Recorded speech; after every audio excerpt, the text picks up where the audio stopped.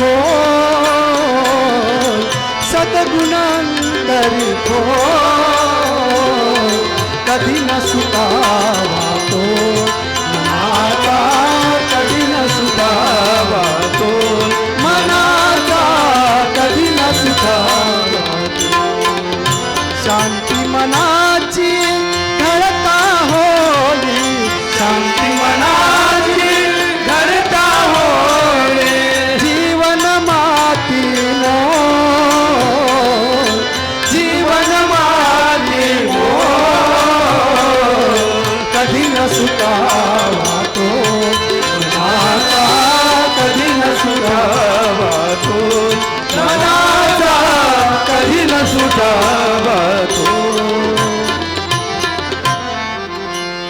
निज आत्म्याला सोडू नका रे भटके सुख शोधाया.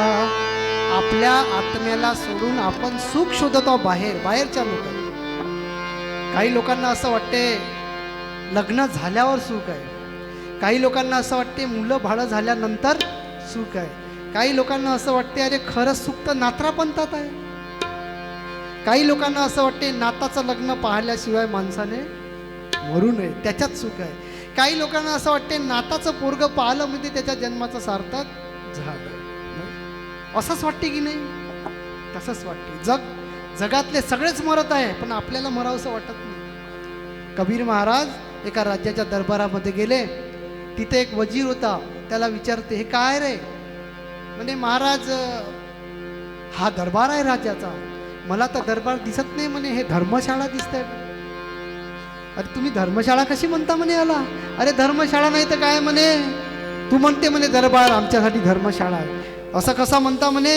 सोन्याचा चांदीचा एवढा मोठा सिंहासन आहे महाराजांची, एवढी मोठी नगरी आहे. कबीर महाराज त्याला म्हणते बरं मला एक सांग, ह्या राज्याचं नाव काय? म्हणे चतुरसेन. त्याच्या वडिलाचं नाव काय? अग्रसेन. त्याच्या वडिलाचं नाव भद्रसेन. त्याच्या वडिलाचं नाव वीरसेन. त्याच्या वडिलाचं माहीतच नाही. मग या चतुर्सेनाच्या पोराचं नाव शूरसेन. त्याच्या पोराचं नाव वीरसेन. त्याच्या बरं हे सगळे राहणारे आहे की जाणारे आहे म्हणे? हो हे तर जाणारे आहे. मग जिथून माणूस थांबत नाही, जिथं टिकत नाही त्याला तुम्ही धर्मशाळा म्हणता का घर म्हणता? धर्मशाळा. जग हे धर्मशाळा आहे, धर्मशाळा.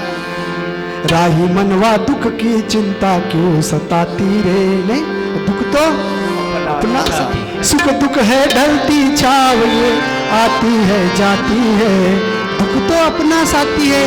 या घरामध्ये तू सुख मानतेस बरोबर, सुख नाही आहे इथं दुःखच आहे. त्या दुःखाला तू सोबती करतो पर्यंत तुला तुझा आनंद मिळणार नाही. आनंद प्राप्त केला ज्ञानेश्वर महाराजांनी 21व्या वर्षी आनंद प्राप्त केला. 38व्या वर्षी जाणाऱ्या आमच्या स्वामी विवेकानंदे आनंद प्राप्त केला. 32व्या वर्षी जाणाऱ्या शंकराचार्यांनी. आम्ही 100 वर्ष जगण्याचा, 1000 वर्ष जगण्याचा प्रयत्न करत आहोत परंतु आम्हाला आनंद प्राप्त होत.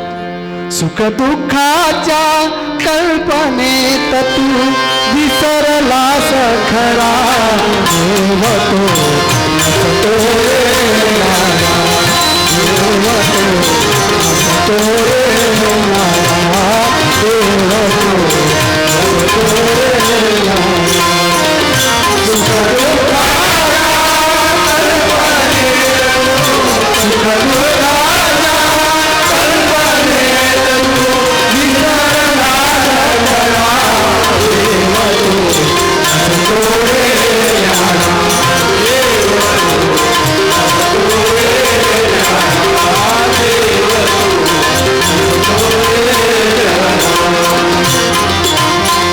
अज्ञानाने कल्पना तुझी नाही घडवत दर्शन तुझला, नाही घडवत दर्शन तुझला. रानो मारी भटकता जरी जीवन सारे जाऊया, जीवन सारे जाऊया. कधी तो सावध अनंत तुझला, कधी तो सावध अनंत तुझला. तुझी देवा खरा देव तो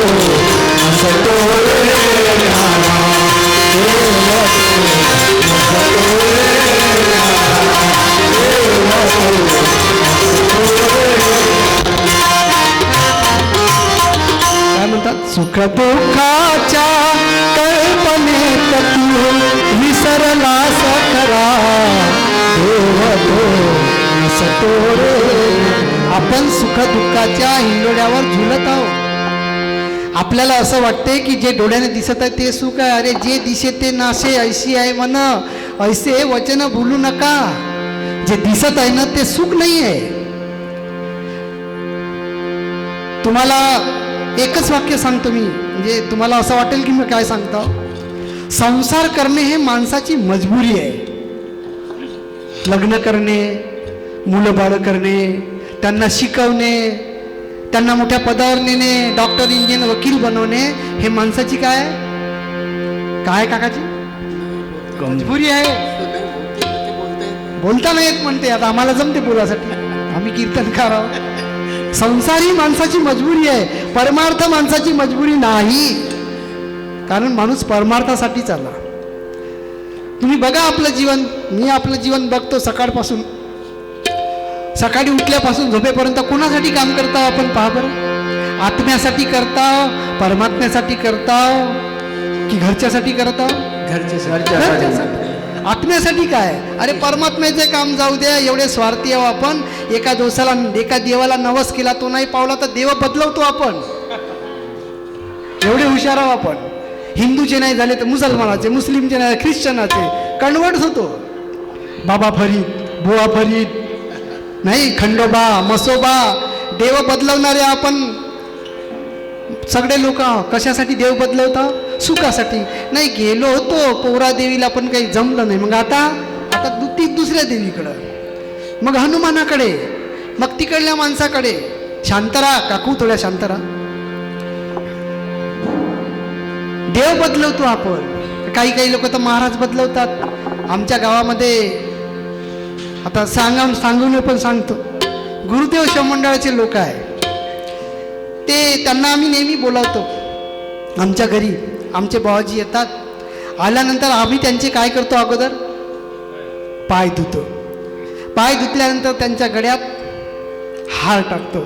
हार टाकल्यानंतर त्यांची काय करतो, आरती करतो. तर ते मंडळाचे लोक म्हणे, त्यांच्या कसे महाराज हे लोक म्हणे आरती करते, आम्हाला नाही पसंत बापा म्हणे. ते काय म्हणे, ते तुम्ही जिवंत माणसाची आरती करता म्हणे, हे आम्हाला पसंत नाही आहे. त्यांना समजून सांगितलं, बापू हो आम्ही त्यांची आरती नाही करत. आरती श्री अनंता महाराजा कृपावंता निरपेक्ष ज्ञानदाता दृष्टी देगा. नाही, आरती श्री अनंता म्हणजे एक व्यक्ती नाही इथे बसलेली. ही व्यक्ती आहे का? व्यक्तिभाव नाही आहे तो, ज्ञानवाचक भाव आहे. कोणता भाव आहे? ज्ञान आहे. सद्गुरू श्री अनंत माऊली आज ज्या पदावर आहे त्या पदावर अनेक लोक येऊन गेले की नाही. ती एका व्यक्तीची आरती आहे का पदाची आरती आहे? पदाची आरती आहे. मग त्या पदाला ज्यांनी धारण केलं त्यांच्या समोर आरती म्हणायची का भिकाऱ्या पुढे म्हणायची, दारूवाल्या पुढे म्हणायची आरती? हा का आमच्यासारख्या संसारी लोका पुढे म्हणायची आरती रमाकांत असं करायचं का? हा आपली आरती करायची हो का? आरती कोणाची करायची हो? ज्यांनी त्या पदाची गरिमा राखून तसं जीवन जगलं त्यांची आरती आहे ती. आत्मा ब्रह्म प्रभू अंश गुंतवणी सकळ आसन. पुढे काय? भुलविले जीवापाश. त्याच्यानंतर तोडले केला उपयोग. वा पहा कशी आरती आहे. आत्मा ब्रह्म प्रभू अंश गुंतवून टाकलेलो आपल्याला लोकांनी. आत्मा वेगळा आहे, कुठंतरी व्यापक आहे, त्याचा तू अंश आहे. गुंतवून टाकलं बाप. आपण कोणाचाच अंश नाही आहो. कोण म्हणते अंश आहो आपण? नाही, मी आहो. माझा अंश आपले रविभाऊ आहे का? माझा अंश हे रविभाऊ आहे का? नारायण काकाजीचा अंश मी आहो का? आहो का अंश? तुम्ही अंश आहे का? तुम्ही आपलाच विचार करा. इथे सगळे बसलेले लोक अंश आहे का कोणाचा तरी? हे का गुलाबाचं झाड हो का? खांदीत कापली का लावली तर फुलं लागले का? मोगऱ्याचं झाड आहे. गुलाबाचं झाड कसं राहते माहिती आहे ना? गुलाबाचं खूप छान आहे गुलाब. असं का? मग त्या गुलाबाची फांदी तोडायची, बोपटे सराच्या घरी न्यायची. गुलाब छान आहे हो, त्यांची फांदी तोडायची, विलासभाऊच्या घरी न्यायची. त्यांची फांदी तोडायची, रविभाऊच्या घरी न्यायची. कोणाचं असं का? आत्मे म्हणजे काही फांद्या गुलाबाच्या आणली का, रोवली का फुलं लागले? असा अंश भाव नाही नाही. आत्मा कोणाचाच अंश नाही आहे, ना ईश्वराचा अंश आहे, ना कुठल्या शक्तीचा अंश आहे. आत्मा स्वयंमेव आहे, स्वयंमेव. यजो नित्य शाश्वतयो पुराणो हन्यते हन्यमानेन शरीरे. नित्य शाश्वत आहे तो, शाश्वत, अनित्य नाही आहे. पहा भगवद्गीता वाचून काय म्हणतात. अनित्य, अनित्य नाही, नित्य आहे तो, शाश्वत यो पुराणो हन्यते हन्यमानेन शरीरे. हा नष्ट होत नाही, हा कुणाचा अंश नाही, याच्यापासून कुठला अंश तयार होत नाही. हा स्वयंमेव आहे. कोण? आत्मा. आनंदाची खान. हा कुणापासून निर्माण नाही झाला. आरती कुणाची आहे मग? नाही. आरती राष्ट्रसंता जगद्गुरु कृपावंता. राष्ट्रसंताची आरती आहे का ती? आरती तुकारामा सुख करता दुःख हरता दुर्गे दुर्घट भारी. ही एका व्यक्तीची आरती नाही आहे बापो. त्या पदावर आसनस्थ झालेल्या, आरूढ झालेल्या त्या महान महात्म्यांची, महापुरुषांची आरती आहे. ते पद तसंच राहणार आहे आणि व्यक्ती बदलणार आहे. व्यक्ती बदलणार आहे. शिक्षक पद आहे, बदली झाली म्हणून का शिक्षक गेला का शाळेतून? नाही नाही, शिक्षक गेले नाही, ते बदलणारे आहे बापो. तसे हे पद आहे. या पदाला ज्यांनी आरूढ झाले त्या पदावर, त्याच्यामुळे त्यांना ते महत्त्व आलं आहे. म्हणून ती आरती आम्ही त्यांचे पाय. अनेक लोक प्रश्न करतात, आजही मला प्रश्न केला, तुमच्याकडे महाराजांची असं होते तर हे अंधश्रद्धा नाही आहे का? नाही. लग्नात नसताना अंधश्रद्धा नाही आहे, देवीमध्ये कोंबडे कापताना अंधश्रद्धा नाही आहे. नाही. पोराचं तुम्ही बारसं करता, त्याच्यामध्ये मोठे मोठे पैसे लावता, 1000 लोक बोलवता, मस्त जेवण, ते अंधश्रद्धा नाही आहे. आणि गुरुदेवाचे पाय धुणं म्हणजे अंधश्रद्धा आहे. अरे कुठं चाललं आपलं ज्ञान? सुख दुःखाच्या कल्पनेत तू विसरलास खरा देव तो नसतो रे ज्ञाना. देव तो नसतो रे ज्ञाना. देव तो नसतो रे ज्ञाना. देव तो नसतो रे ज्ञाना. देव तो नसतो रे ज्ञाना. देव तो नसतो रे ज्ञाना. म्हणजे वेगळा नाही आहे. अज्ञानामुळे कल्पना तुझी नाही, घडवत दर्शन तुझला. अरे रानो माडी भटक्षी तरी जीवन सारे जाई लयाला. करीतो अनंत सावध तुझला. अरे तूची रे देव खरा आणि देव तो नसतो रे ज्ञान. आत्मा आनंदाची खान आहे. हा आत्मा प्रत्येकाच्या शरीरामधला असलेला आत्मा आनंदाची खान आहे, पण आपण त्याला विसरतो.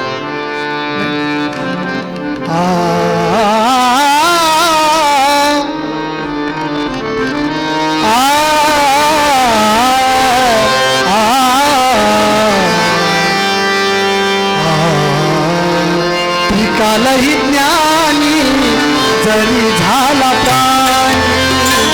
त्रिकालही ज्ञानी जरी झाला प्राणी. त्रिकालही ज्ञानी जरी झाला प्राणी.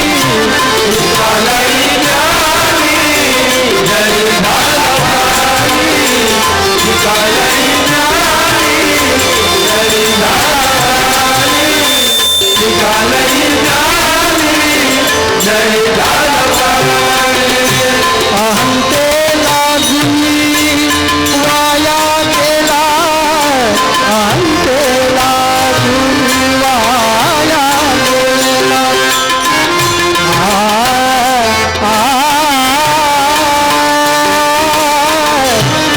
वाया गेला.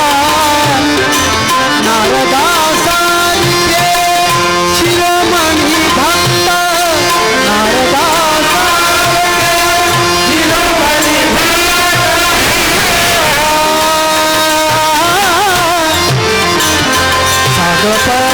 गपगनिद गपगनि संगंद गपगनि सानिगनिद गप गप गप गपगनि सा.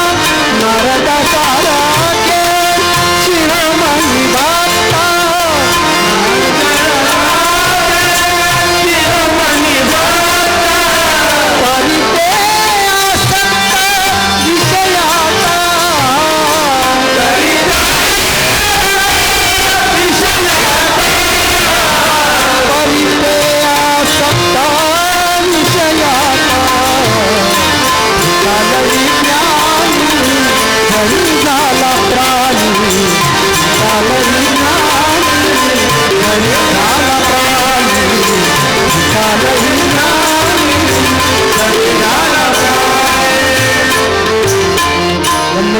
राष्ट्रसंत अभंग गाते, अभंग लिहितात. धिकालही ज्ञानी जरी झाला प्राणी, तीनही लोकांचं ज्ञान जरी झालं त्याला, तरी पण अहंते लागुनी वाया गेला. या अहंतेला आत्मा आपल्या स्वरूपाला विसरला. का विसरतो माहिती आहे का? कारण त्याच्याकडे अहंता असते, अहंतेमुळे विसरते तो. तीच अहंता निर्माण झाली होती अश्वत्थामाच्या अंतःकरणामध्ये. त्यांच्या वडिलाला मारलं, त्याच्या मित्राला मारलं म्हणून रात्रीच्या रात्री 5ही मुलं मारून टाकले. पांडव आहे म्हणून 5 मुलं मारून टाकले. 5ही मुलं मारले. आणि परीक्षिताच्याही मुलाला, आपल्या चक्रव्यूहात कोण गेला होता? अभिमन्यूच्याही मुलाला मारायला गेला होता. अहंता, अहंकार. राष्ट्रसंत म्हणतात अहंते लागुनी वाया गेला. उदाहरण देतात महाराज. नारदा सारिके शिरोमणी भक्ता, परितेला संत विषयात. ऋषींचे ऋषी, महाऋषी, महामुनी, महातपस्वी आमचे श्री नारद एका नगरीमध्ये गेले. त्या नगरीमध्ये त्या राजाकडे गेले. तर राजा म्हणते त्यांना, महाराज नारदजी तुम्ही आले, तुम्ही प्रगटले म्हणतो. नारद काय करत होते? प्रगट होत होते. प्रगट होणे म्हणजे काय होते? प्रगटणे म्हणजे आपल्या लक्षात नसताना तो व्यक्ती येणे, म्हणजे त्याला काय म्हणतो आपण? प्रगटला. म्हणजे तो आकाशातून आला का जमिनीतून फुटून निघाला? रस्त्यानेच चालत आला असेल ना? नाही, रस्त्याने चालत येते म्हणून प्रगट दिन आपण करतो ना. जगन्नाथ महाराजांचा प्रगट दिन. मागा आम्ही एक पोस्टर, अंकुश बाबा यांचा प्रकट दिन, गजानन महाराज यांचा प्रकट दिन. आपण ते शब्द वापरले कारण त्यांच्या आई वडिलांचा, त्यांच्या पूर्वजन्मात, त्यांच्या पूर्व काळाचा माहिती नसल्यामुळे आपण शब्द वापरतो प्रगट. परंतु या जगात प्रगट कोणीच होत नाही. सगळ्यांचा जन्म कुठून झाला? आईच्या गर्भातून झाला. कोणीच प्रगटलं नाही. कुणीच कुठून प्रगटत नाही. डोक्यातून काढून टाका, आकाशातून पडत नाही, जमिनीतून उगवत नाही, नारळात होत नाही, राखेत होत नाही, घोड्याच्या लिदेमध्ये होत नाही. मला आता इतिहास माहीत आहे, एवढं सांगायला वेळ नाही आहे. मनुष्याचा जन्म फक्त गर्भातूनच होतो. आता त्याला आपण टेस्ट ट्यूब बेबी नावाला आलं की नाही? टेस्ट ट्यूब बेबी पुरुषाचा संबंध नसताना दुसऱ्याकडून शुक्राणू विकत घेऊन करतात. परंतु आहे ना कुणाचे तरी. या मनुष्याशिवाय, या मनुष्याच्या गर्भाशिवाय, त्याच्या जवळ असलेल्या रजवीर्याशिवाय कुठे कुणाचा जन्म होत नाही, प्रगट कोणीच होत नाही. नारद प्रकटले. म्हणे महाराज या आमच्या घरी आले. म्हणे आमची मुलगी आहे, आमच्या मुलीचं भविष्य पहा. म्हणे हो पाहतो. गेले. मुलगी आली. बापो तरुण होते नारद प्रभू. मुलगी पाहायला अत्यंत सुंदर, गोरी पान, नाक, नक्षी, डोळे, कान, हरणीसारखे डोळे तिचे, चालणं तिचं गजगामिनी सारखं. आली ती. आल्याबरोबर नारदाच्या जवळ बसली. नारद थंडीत झाले. एवढी सुंदर मुलगी कधी? नारदा सारिखे शिरोमणी भक्त, शिरोमणी भक्तांच्या रांगेतले शिरोमणी भक्त नारद प्रभू. ते नारद प्रभू जेव्हा गेले ते त्यांनी त्या मुलीचा हात आपल्या हातात घेतल्याबरोबर यांचा हात थरथर कापायला लागला. एवढी सुंदर मुलगी. नारदा अरे ह्या परमार्थात काही ठेवलं नाही, कीर्तनात काही ठेवलं नाही, प्रवचनात काही ठेवलं नाही, ग्रंथात काही ठेवलं नाही. आता संसारातच सगळं काही ठेवलं आहे. आता पाहिजे तर अशीच पाहिजे, नाही तर दुसरी नको. तिचं भविष्य पाहिलं. अडखळत तिचं भविष्य सांगितलं. भविष्य सांगून थेट विष्णूकडे चालले गेले, भगवान विष्णूकडे. भगवान विष्णूला विचारते. म्हणे महाराज म्हणजे काय, आजपर्यंत मी तुमची निस्सीम भक्ती केली. म्हणे हो. मग माझ्या भक्तीचं काय फळ मिळाली? म्हणे मला तुम्हालाही पत्नी आहे, ब्रह्मदेवालाही पत्नी आहे, शंकरजीलाही पत्नी आहे, आणि आम्ही असेच राहायचे का? म्हणे कोरे पारे.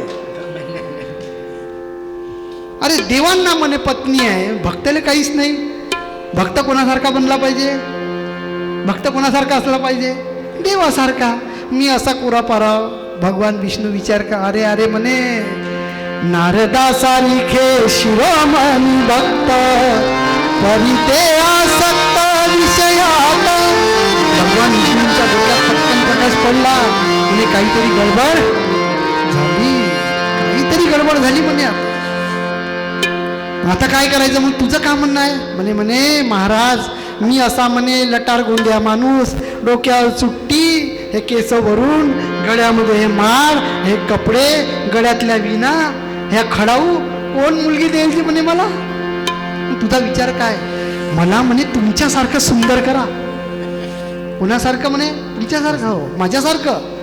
बरं बरं बाबा ठीक आहे ठीक आहे सुंदर. हे कथा आहे बरं, कथेचा अर्थ आपल्याला जाणून घ्यायचा. भगवान विष्णूंनी त्यांना आशीर्वाद दिला आणि हा पठ्ठा असा आविर्भावात निघाला की मी भगवान विष्णूसारखा कसा झालो. सुंदर, खूप सुंदर, खूप सुंदर, खूप सुंदर झालो.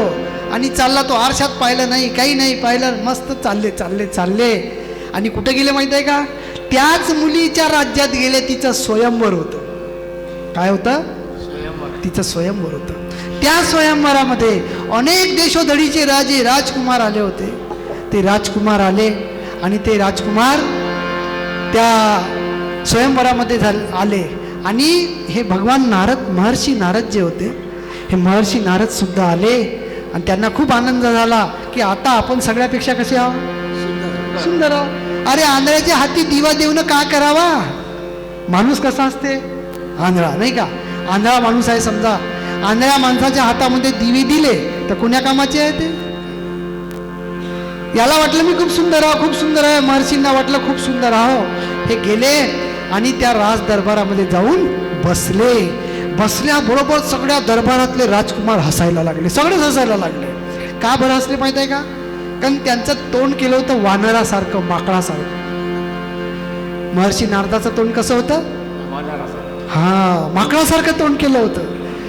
ते माकडासारखं तोंड पाहून सगळ्या दरबारातले लोक हसायला लागले. हा म्हणते एवढे काहून हसत आहे. त्यांना असं वाटलं असेल म्हणे का मी खूप सुंदर आहोत, माझ्यासारखा सुंदर कोणी नाही, म्हणून लोक हसत असतील. बाजू त्याला विचारते तू का बरं हसताय रे. मी नाही सांगत म्हणे. तू का बरं हसताय रे. मी नाही सांगत. सगळे विचारताय का बरं हसताय. एक जण सांगे म्हणे महाराज तुम्हाला काय वाटते तुम्ही सुंदर आहे का म्हणे. नाही. मग असं करा म्हणे बाहेर कारंजा आहे, त्या कारंजात पाणी भरलेलं आहे, जाऊन आपलं तोंड तर पाहुण्यामध्ये तुम्ही कोणासारखे दिसता. महर्षी निघाले बाप होऊन त्या पाण्यात तोंड पाहिल्या बरोबर तोंड कोणासारखं होतं. माकडासारखं. एवढा राग आला त्यांना. एवढी तीव्र इच्छा त्यांच्या अंतःकरणात निर्माण झाली होती लग्न करायची, संसार थाटायची. थेट पुन्हा विष्णूकडे जाऊन पोचले. म्हणे महाराज हे काय केलं. काय तुम्ही म्हणे मी तुम्हाला म्हटलं म्हणे मला तुमच्यासारखं रूप द्या, तुम्ही माकडाचं तोंड दिलं. माझा श्राप आहे म्हणे तुम्हाला.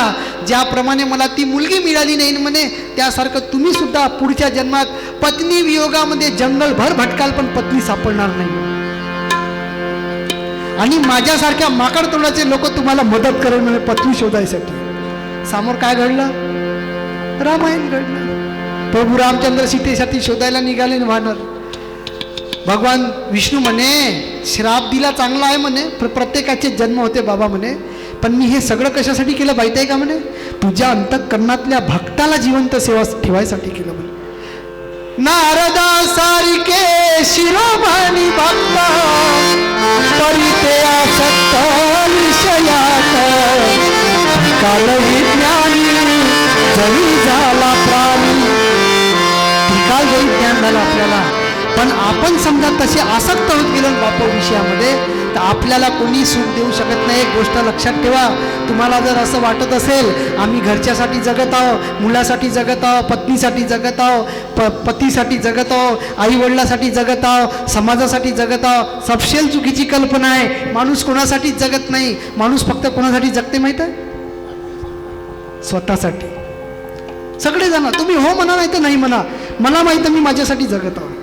जरी वाटत असेल मी मुलासाठी जगत आहो, पत्नी, कोणीच कुणासाठी या जगात जगत नाही. माणूस फक्त कोणासाठी जगतो माहीत आहे. फक्त स्वतःसाठी. तुमच्याकडे जोपर्यंत पैसा असते, तुमच्याकडे जोपर्यंत धन आहे, जवानी आहे, तुमच्याकडे सत्ता आहे, शक्ती आहे, तोपर्यंत लोक हाजी हाजी करतात. ज्या दिवशी ते सगळं संपून जाते त्या दिवशी लवकर मरावं असं सगळ्यांना वाटते, पटकन जावं असं वाटते. आजपर्यंत आपल्यासोबत जे गोड गोड गोड गोड बोलत होते आपण त्यांच्या कामी येत होतो, आता आपण त्यांच्या कामी नाही, ते आपली चार चौघामध्ये नाचक्की करते बापू. पहा का नाही तुम्ही? रक्ताचं पाणी करून रक्त आटवून आटवून त्या पोराला शिकवलं, इंजिनियर केलं, त्याला चांगल्या ड्युटीवर लावलं. तोच पोरगा आपल्याला नाकारते, मग आपण कोणाचे आहो? आत्मा आनंदाची खान तया झुललो आम्ही जण. आम्ही स्वतःला विसरत आहोत. आमचे एक मित्र आहे, त्या मित्राचा मुलगा एका कंपनीत काम करते. रात्री ड्युटीवरून आला की तो काय करते, 12-1 वाजेपर्यंत हे डबलं, सगळ्याकडेच आहे डबलं, असंच करत राहते तो रात्रभर चादर पांघरून, झोपतच नाही. बाबा म्हणे, बापो गुरुभक्त येत राहते कार्यक्रमात. अरे बाबा असं करू नको रे, जास्त मोबाईल पाहू नको रे बाबा म्हणे. 1 दिवस ऐकलं, 2 दिवस ऐकलं, 3 दिवस ऐकलं. तिसऱ्या दिवशी तो मुलगा काय म्हणते माहित आहे का, मला तुम्ही चांगल्या प्रकारे घरी जगू देता का, कसं सांगा म्हणे. काय म्हटलं त्याने, तो पगार आणते घरी 25,000 15,000, मला तुम्ही चांगल्या प्रकारे जीवन जगू देता का, कसं म्हणे. अरे पण ते मोबाईल मरून जाईल म्हणे, तुम्हाला काय करायचं आहे म्हणे. अरे असं नको करू बाबा म्हणे, अरे डोळे खराब होते, आंधळा झालो तरी चालेल म्हणे, तुमचा हक्कच काय बनते म्हणे मला म्हणायचा. केवढ्याची आली आता बापू. नाही, हे आत्मा आनंदाची खाण आहे, पण ही खाण मुला बाळाच्या प्रपंचाच्या समाजाच्या झंझटीमध्ये अशी घुसली काहीला समजतच नाही, याचं कोणीच नाही बापू या जगात. शेवटचा शब्द त्याने उच्चारला ज्याच्यामुळे सगळ्या आईवडिलांना वाईट वाटेल असा, त्याला म्हणे सगळे पोरं असेच राहते म्हणे. तर तू काय म्हणे, सगळे पोरं असेच राहते तर म्हणे पैदा कायले केलं म्हणे, कशाला जन्म दिला म्हणे आम्हाला, आम्ही का तुम्हाला पत्र पाठवलं होतं म्हणे. शब्द खराब वाटते पैदा, पण मुलं आपल्याला म्हणते बाप हो, मग आपण कोणासाठी जीवन जगत आहोत. क्या लेके आए, तुम्हाला माहित असेल गीता सार, तुम क्या लेके आए हो जो यहाँ से लेके जाओगे, तुम्हारा क्या है जो तुमको अपना लगता है, तुमको जो अपना लगता है सब यही रहने वाला है. तुम्ही गीता सार येत होता अगोदर, जो कुछ यहाँ कमाया सब यहाँ छोड़ना पड़ेगा. नहीं, जो कुछ जेवढं जेवढं केलं, जो कुछ पाया तुमने आज तक, जेवढं आपल्याला मिळालं ना सगळं इथंच जाणार आहे, काहीच राहत नाही. पण आपल्याला असं वाटते बापो हे माझं आहे, माझं, तू माझं माझं म्हणतं नाही, पण सारं नाशी म्हणतं. कोण आहे आपलं, कोण आहे, कोणीच आपलं नाही आहे. हिस्से वाटणीमध्ये बहीण राखी तोडते, हिस्से वाटणीमध्ये पोरगा वेगळा होते, हिस्से वाटणीमध्ये मुलगी आपल्याशी संबंध तोडून देते. मग आपलं नातं पैशासाठी आहे का कशासाठी आहे. ऐक ऐक सकया माझ्या, ऐक ऐक सकया माझ्या, संत संग साधून गेले, काम क्रोध सोडून सारे, वासनाची सोडून गेले, काम क्रोध सोडून सारे, वासना